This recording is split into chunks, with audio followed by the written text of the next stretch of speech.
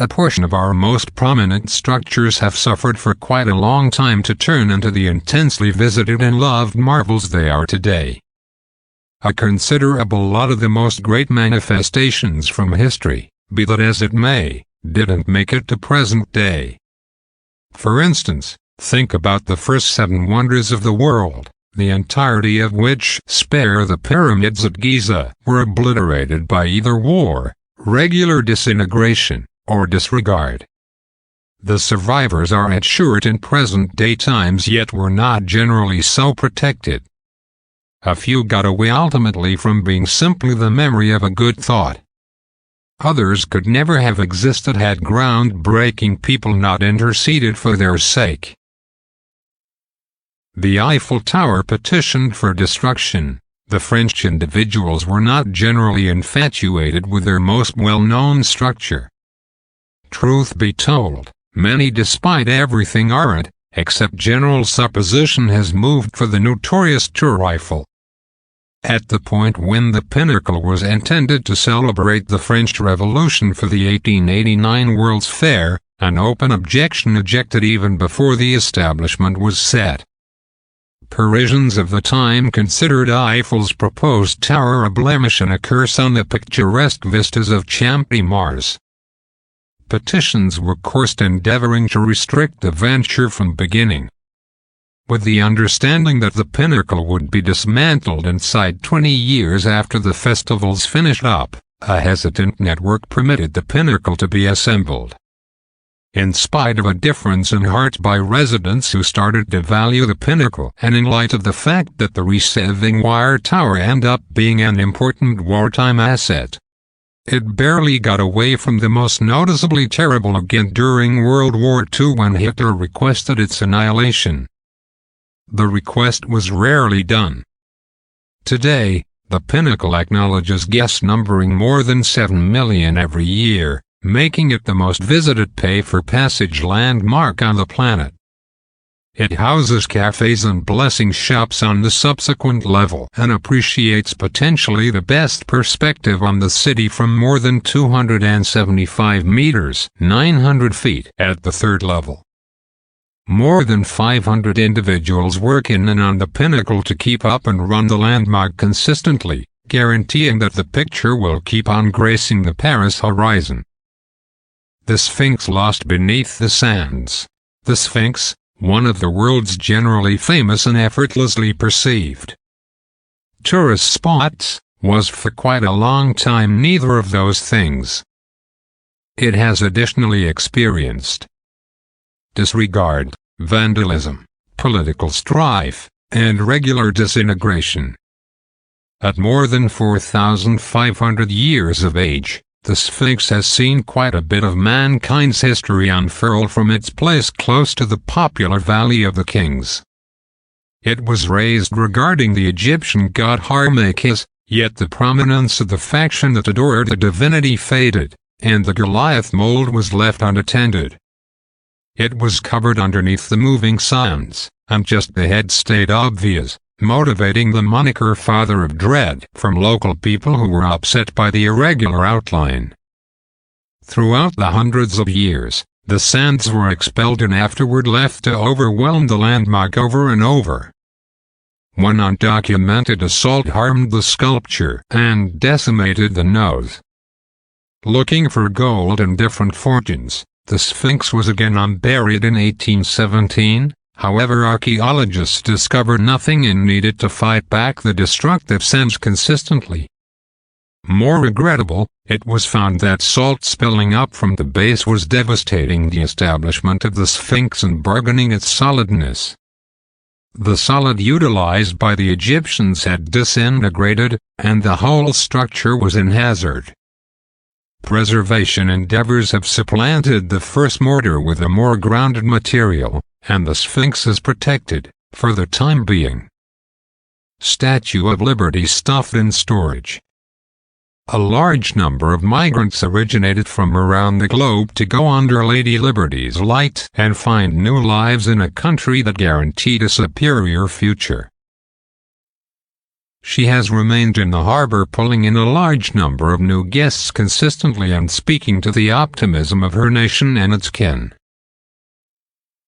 You may realize that the Statue of Liberty was a blessing from France. This is both valid and totally bogus.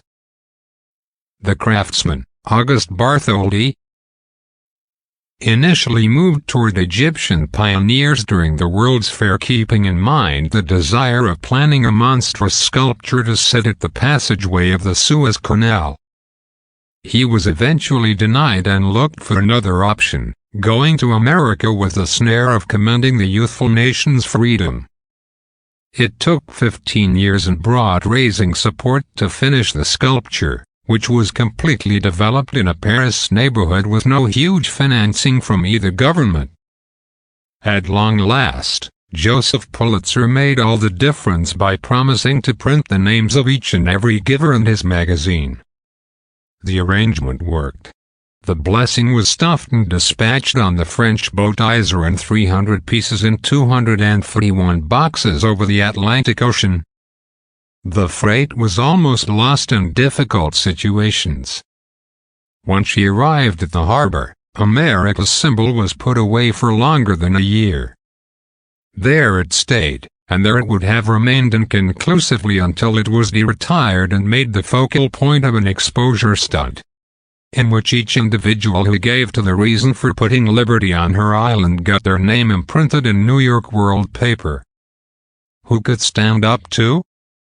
So payoff, karma, and classic corporate greed set up America's image in her present home, the Golden Gate Bridge high winds. On the 50th commemoration of the Golden Gate Bridge in May 1987, 300,000 individuals walked over the black top. Witnesses experienced movement ailment as the scaffold influenced and the breeze on the deck dropped by multiple meters, 7 feet. In spite of the fact that nobody overplayed it at that point, sparing a scene of mass frenzy, the scaffold itself, ordinarily bended, appeared to totally level from the side. Architects expressed that there was no genuine risk. Each foot of the Golden Gate Bridge can serenely withstand 2,600 kilograms, 5,700 pounds of weight, while the marchers just applied around 2,450 kilograms, 5,400 pounds of weight on each foot of the extension.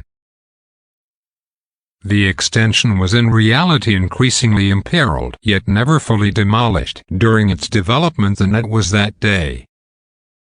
Platform and hazardous tide issues during the establishment's development murdered 911 specialists. At that point in 1951, the whole street was shut down for a few hours when winds arrived at 113 kilometers, 70 miles every hour, making the extension ripple. A sister connect from a similar fashioner as the Golden Gate, the Tacoma Narrows, had fell on film from winds arriving at 65 kilometers, 40 miles every hour 10 years before this episode.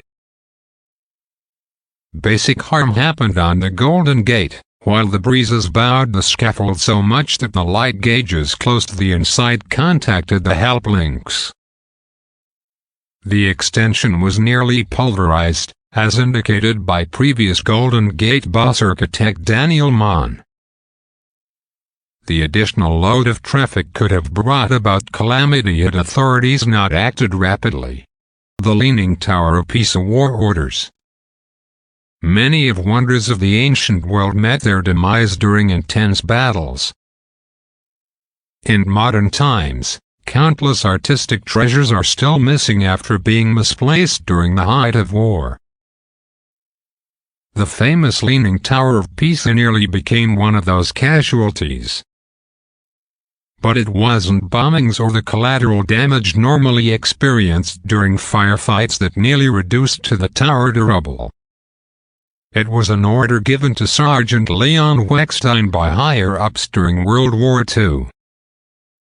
the troops battling back Nazis in Pisa were ordered to eliminate all buildings that may have potentially served as sniper nests for German soldiers. Weckstein says that he received the command to blow up the tower and nearly did so except for overbearing heat. The heat was so intense that it was impossible to properly aim. After delay, he finally did take aim on the monument, but the troops were bombarded by enemy fire and forced to retreat. Military brass approved the fallback and spared the tower. Whether the German soldiers had ever been in the tower is not known, but Weckstein's procrastination bought the landmark just enough time to be spared a violent and unnecessary end. Today, efforts are underway to maintain the Leaning Tower, which has to be corrected every so many years to keep it from simply toppling over.